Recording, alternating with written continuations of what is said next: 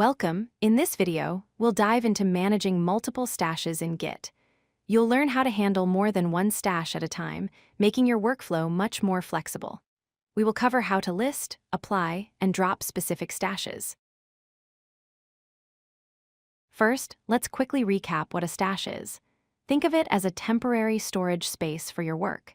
It allows you to save changes you haven't committed yet, so you can switch your focus to something else without losing your progress. The stash is incredibly useful in several situations. It lets you switch branches without having to commit incomplete work. It also helps you keep your working directory clean and provides a safe place to store changes that you're not quite ready to finalize in a commit. To create a stash, you can use the Git Stash command. For better organization, especially when you have many stashes, it's a great idea to use Git Stash save followed by a descriptive message. This helps you remember what each stash contains later on. When you create multiple stashes, Git stores them in what's called a stack. This works on a last-in, first-out basis, meaning the last stash you created is at the top, labeled as stash at 0. The one before that is stash at 1, and so on.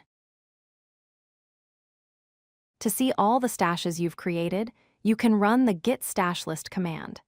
This will show you the entire stash stack, with each stash's identifier and the descriptive message you provided when you created it. If you want to reapply changes from a stash that isn't the most recent one, you need to specify it. Use the command git stash apply followed by the stash identifier, like stash at 2. It's important to know that applying a stash does not delete it from the list. After you've applied a stash and no longer need it, you can remove it permanently using the git stash drop command followed by the stash identifier. Be certain you don't need the changes anymore, because this action cannot be reversed. If you need to get rid of all your stashes at once, you can use the git stash clear command. This is a very powerful and destructive command, so use it with extreme caution. It will permanently delete every stash you have saved.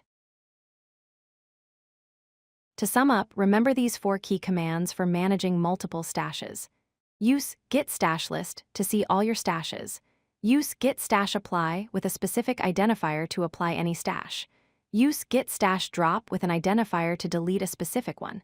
And finally, use Git Stash Clear to remove them all. Mastering these will give you much more control over your workflow. If you like this video, hit that like button and don't forget to subscribe. Visit codelucky.com for more such useful content.